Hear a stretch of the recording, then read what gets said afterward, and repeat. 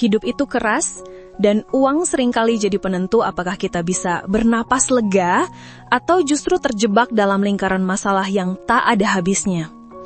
Banyak orang yang di usia mudanya merasa bebas, menghabiskan uang tanpa pikir panjang, menikmati setiap detik tanpa peduli esok hari. Tapi kenyataannya, kebiasaan kecil yang kita anggap sepele bisa menghancurkan masa depan finansial kita.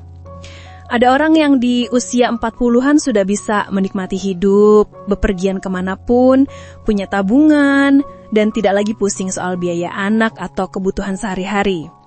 Tapi, ada juga orang yang di usia sama justru masih terjebak hutang, bekerja mati-matian hanya untuk membayar cicilan, bahkan tidak tahu bagaimana cara keluar dari jerat keuangan. Pertanyaannya, kamu ingin jadi yang mana? Inilah 5 kesalahan finansial paling fatal yang tanpa sadar dilakukan banyak orang dan bisa membuat masa depan jadi suram. Jangan sampai salah satunya ada pada dirimu.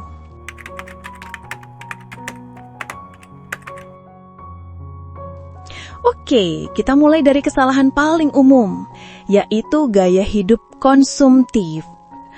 Di usia muda, apalagi saat baru mulai bekerja dan menerima gaji pertama, seringkali ada perasaan ingin membuktikan sesuatu. Membeli barang branded, nongkrong di kafe mahal, gonta-ganti gadget terbaru, atau jalan-jalan tanpa perhitungan. Kita merasa itu wajar, toh kita yang bekerja keras. Tapi masalahnya, gaya hidup konsumtif ini tidak pernah ada habisnya. Selalu ada barang baru, tren baru, tempat nongkrong baru yang memancing kita untuk mengeluarkan uang. Contohnya sederhana. Bayangkan seseorang yang setiap akhir pekan selalu menghabiskan uang Rp500.000 hanya untuk nongkrong dan hiburan. Dalam sebulan berarti 2 juta. Dalam setahun, 24 juta. Dan dalam 10 tahun, jumlah itu bisa jadi 240 juta rupiah. Uang yang cukup untuk DP rumah atau modal usaha. Ironisnya, banyak yang sadar setelah terlambat. Mereka baru merasa menyesal ketika tidak punya tabungan untuk menikah, membeli rumah, atau bahkan ketika darurat kesehatan datang. Solusinya, atur gaya hidup dengan prinsip spend less than you earn. Belajar membedakan antara kebutuhan dan keinginan. Tidak ada salahnya sesekali memanjakan diri, tapi pastikan itu tidak mengorbankan masa depanmu. Nomor 2. Tidak punya dana darurat. Kesalahan besar lainnya adalah tidak punya dana darurat. Banyak orang berpikir, untuk apa simpan dana darurat? Kan masih ada gaji bulan depan.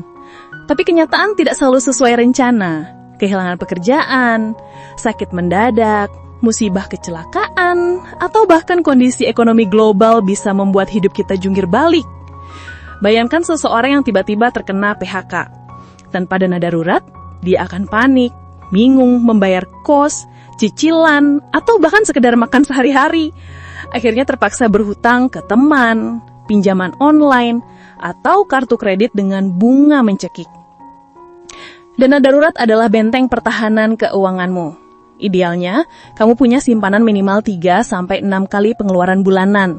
Kalau pengeluaranmu 5 juta per bulan, berarti dana darurat seharusnya ada di kisaran 15-30 juta rupiah. Solusinya, mulailah menabung dana darurat sedikit demi sedikit.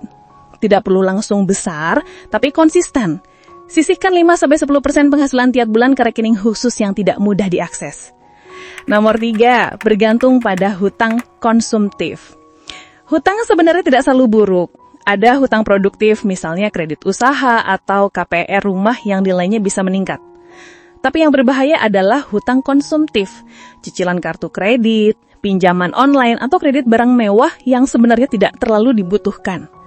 Masalahnya bunga hutang konsumtif ini seringkali lebih besar daripada kenaikan penghasilan kita. Dan ketika satu hutang belum lunas, muncul hutang baru. Akhirnya kita masuk ke dalam lingkaran setan. Gali lubang, tutup lubang. Contoh nyata, banyak orang tergoda beli gadget terbaru dengan cicilan 12 bulan. Padahal gadget lama masih bisa digunakan.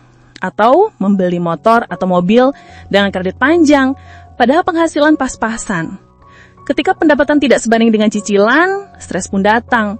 Bayangkan bekerja keras sebulan penuh, tapi begitu gajian langsung habis untuk membayar hutang.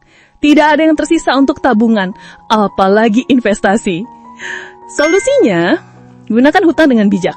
Kalau bisa ditunda, jangan berhutang. Kalau memang terpaksa, pastikan cicilan maksimal 30% dari penghasilanmu. Ingat, hutang adalah alat, bukan jebakan. Nomor 4, tidak memikirkan investasi sejak dini.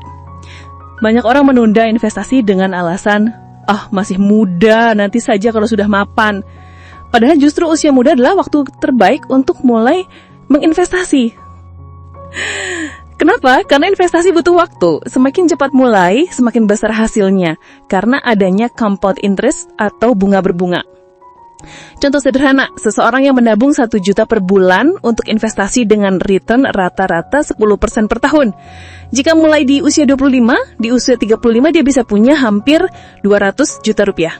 Tapi kalau baru mulai di usia 35, hasilnya hanya separuh dari itu, meski jumlah yang ditabung sama. Sayangnya banyak yang lebih memilih menghabiskan uang untuk hal-hal instan dibanding menanam benih untuk masa depan.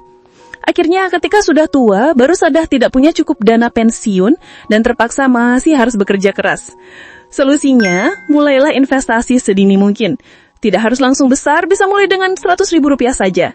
Pilih instrumen sesuai profil risiko, misalnya reksadana, saham, emas, atau properti. Yang penting adalah konsistensi. Nomor 5, tidak punya perencanaan finansial jangka panjang. Kesalahan terakhir dan seringkali paling fatal adalah hidup tanpa perencanaan finansial. Banyak orang hanya menjalani hidup dari hari ke hari tanpa tahu arah ke depan. Mereka bekerja, mendapat gaji, lalu menghabiskannya. Begitu terus berulang tanpa ada tujuan jelas. Padahal tanpa perencanaan kita akan mudah terombang-ambing oleh keadaan. Misalnya, tidak punya rencana beli rumah, tidak memikirkan biaya pendidikan anak, atau bahkan tidak mempersiapkan dana pensiun. Akhirnya ketika momen itu datang, kita kaget karena tidak siap. Solusinya, buatlah perencanaan finansial sederhana. Tentukan tujuan jangka pendek, menengah, dan jangka panjang.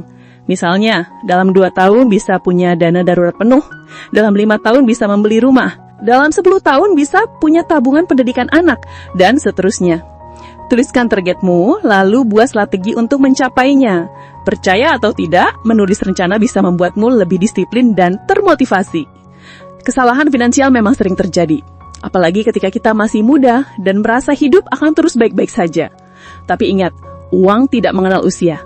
Kalau kita salah mengelola sejak dini, dampaknya akan terasa sampai tua.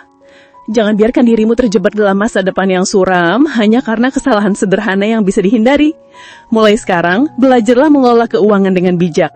Ingat, bukan seberapa besar gaji yang kamu dapatkan, tapi seberapa cerdas kamu mengelolanya. Kalau kamu suka pembahasan seperti ini, jangan lupa tekan tombol like dan subscribe. Karena di video berikutnya, kita akan bahas kebiasaan-kebiasaan kecil yang tanpa sadari bikin kamu miskin atau cepat kaya. Jangan sampai ketinggalan, karena itu mungkin akan jadi titik balik hidupmu.